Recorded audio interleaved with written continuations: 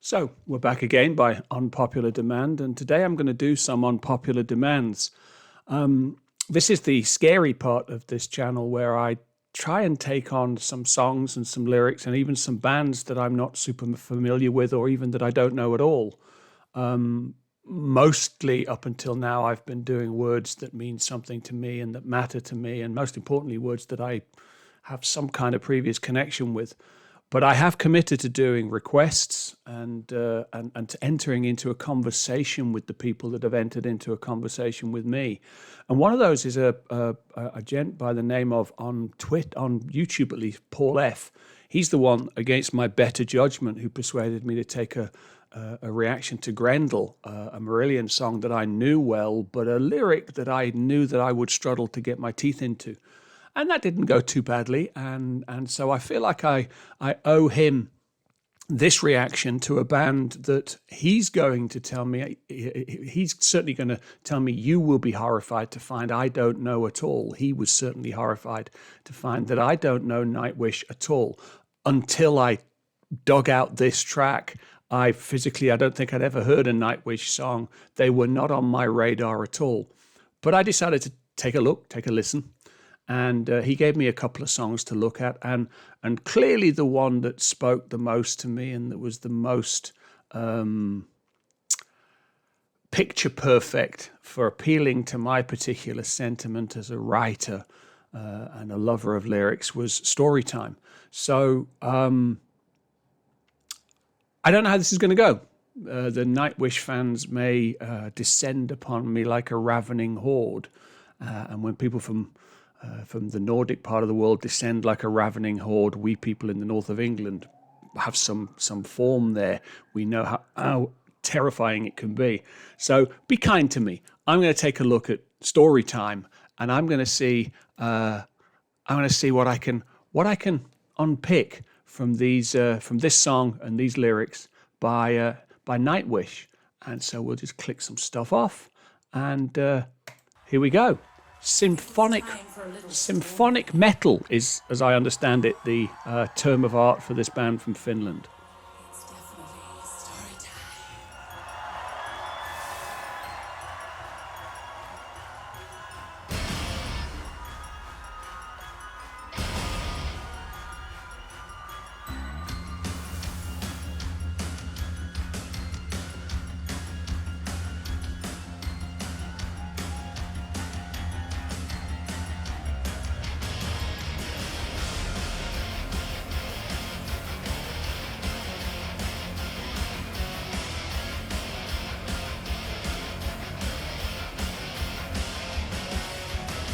It was the night before, right all through the world.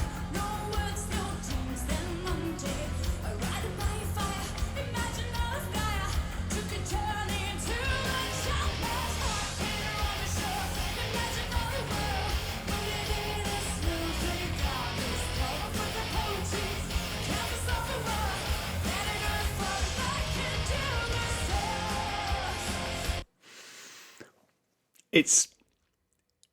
It's a song lyric designed to appeal to a writer. It immediately brings to mind Terry Pratchett for me. Narrativium is the term that Terry Pratchett used. The narrative inevitability of story, the idea that story in fact creates the world. I have a quote next to my bed. It goes something like, "We are the storytelling ape. Even when we sleep, our brain stays up at night telling us stories." And I certainly am one of those people that have vivid dreams where my brain is constantly producing stories. And this is a lyric that's taken the position that says that the world is written by stories. The world is created by stories. Imagined all of Gaia, a writer by a fire. I don't know whether the writer here is suggesting that stories wrote the world into being in the way that a fictional writer does, but that idea that we frame ourselves by the stories that we tell, that idea that we define ourselves by the stories that we tell each other, that's deeply evocative for me. That's deeply important to me. If I didn't think that at least sometimes what I did as a writer changed the world in just a small way, moved the boat in just a small way, I don't know that I could do it with the same passion that I do. Musically, I'm probably it's a little outside of my familiar comfort zone. It's a little thrashy for me, and again, that's almost certainly the wrong term, but it's fierce. It's certainly fierce.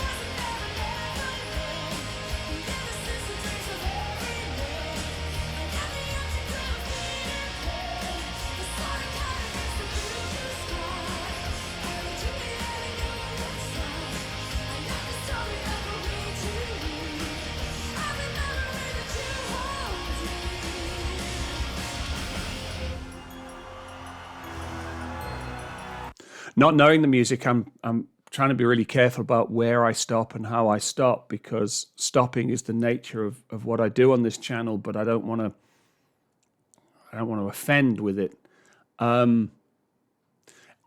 Immediately, the voice of Never Neverland. I can't help but link songs to songs and lyrics to lyrics. And of course, Marillion, one of my favorite songs that we ever covered by that band is Neverland. The importance of the Peter Pan story in informative fiction, if you like. I am the voice of Never Neverland, the innocence, the dreams of every man. I am the empty crib of Peter Pan. Every chimney, every moonlit sight. I am the story. I am the story that will read you real, every memory that you hold dear. Yeah, to me, what that is saying is that we are the sum of the stories, of our own stories. We are the sum of the stories we tell ourselves and the stories that we tell each other. Certainly, I think we all have this sort of memory of our life, this memory of our... It's a bank holiday and somebody's sawing something. We have this memory of our lives and this narrative of our lives that's made up of a collection of stories. Whether it's the story of how my brother threw a knitting needle into my arm over an argument on a Saturday afternoon about what television we watched, or the story of how that one particular kitten followed me home one night, that my mother never believed that the kitten had followed me home. She felt I must have brought the kitten home, because why would a kitten follow me? All of those stories collectively make up who I am. My memories make up who I am more, really, than the failing flesh and blood. Stories are so important to us that we are the storytelling ape. This song feels to me like it's saying that.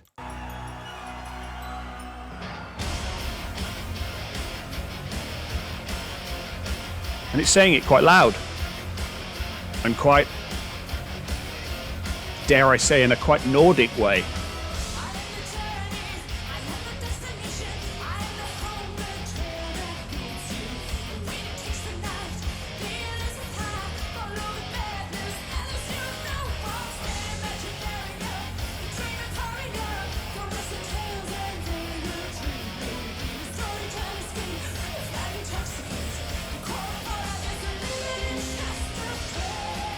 Okay. Sorry, I'm going to interrupt the chorus. Yeah, okay. We've touched on Peter Pan. We've touched on Alice in Wonderland. We're touching on classic stories, Imaginarium, A Dream Emporium. The core of all life is a limitless chest of tales. If I ask you to tell me about your life, in this channel, in making this channel, the thing that's moved me the most about the engagement that I've had and about the people that have talked to me as a result of these videos are people that have told me their stories about their connection with the band that I'm talking about, that I have a connection with. In a perfect world, I won't have committed too many howlers in looking at this song, and the fans of this band will tell me why this band means so much to them, and that meaning will enfold within it stories of lips that intoxicated them, stories of dreams, stories of heartbreak, stories of connection. We are a collection of stories. We are the sum total of our stories. Yeah, I mean, story time's important. And it's fierce and an amazing audience. How can so many people know a band I've never heard of? Isn't music amazing?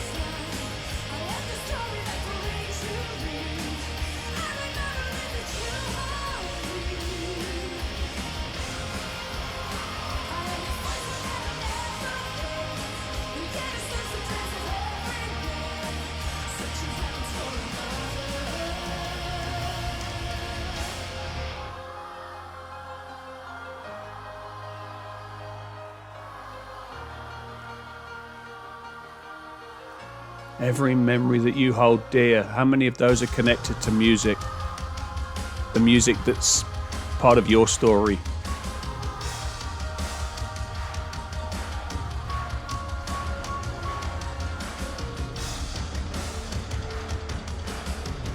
That's a mighty organ, and I'm sure I'm not the first person to make that joke. That man has a mighty organ.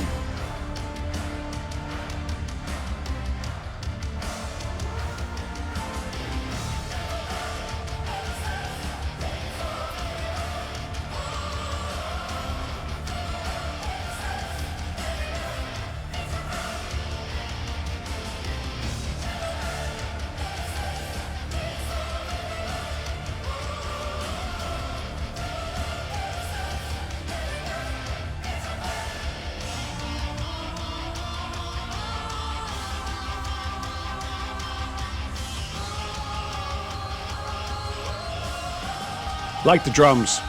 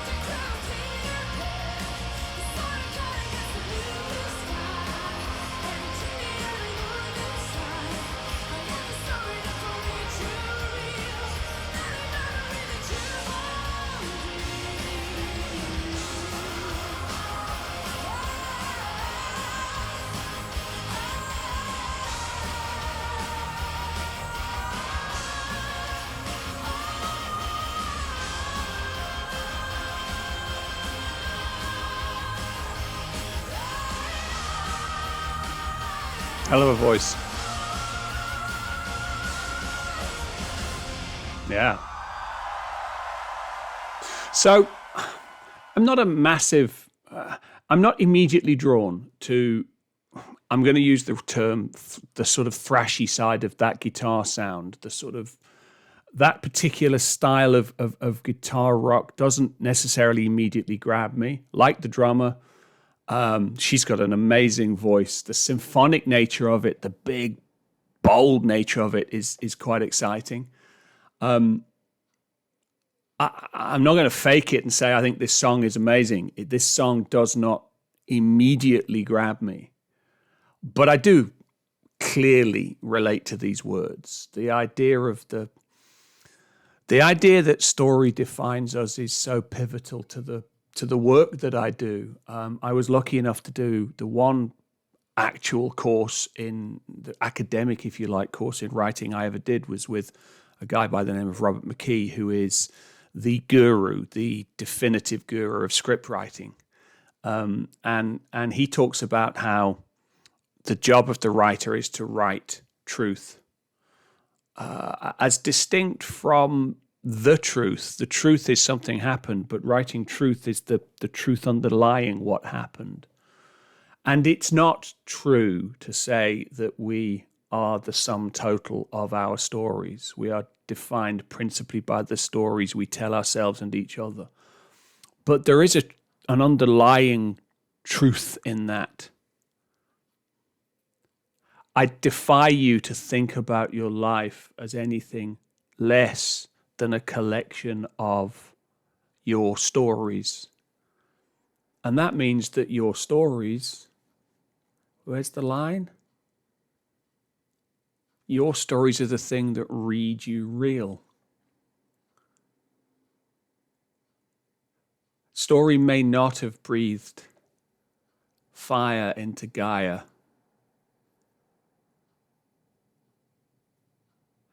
Story may not be the thing that imagined the world, but our ability to imagine the world in the palm of our hands and write about it and tell stories about it. There's a passion in me for redemptive storytelling, as opposed to nihilistic storytelling. I absolutely hated the movie The Departed. I hated it because it was ultimately nihilistic. It ultimately told a story that said everything is hopeless, and no matter what good we do in the world is going to be shit and awful, and terrible things happen to good people for no good reason. And that may be the truth. But I think that the role of story is to tell truth, is to tell redemptive stories that teach us how to keep the monsters at bay. I think when we first sat by that fire, even when we were telling stories about Bob getting eaten by a saber-toothed tiger, we told those stories about Bob's unfortunate end at the paws of a saber-toothed tiger so that we could learn and so it wouldn't happen to Bob's mate. I think stories are about redemption. I think stories are the best of us. And I think this song is about that. Certainly that's what it spoke to in me. And I'd be a liar if I tried to deny that I like that message. I very much approved that message. Yeah, Nightwish. It's an interesting introduction. I see on the screen there, The Poet and the Pendulum. I think Paul F. suggested that I'd need to work up to that. Maybe, answers on a postcard. Tell me about Nightwish. Tell me what makes them important. Tell me what makes them special. Tell me their story. And, tell me if there's a piece of Nightwish that you think will speak to me. And I hope, if you're a Nightwish fan, that this has in some way done justice to this band that is part of your story. Thanks for watching. Keep the faith. See you next time.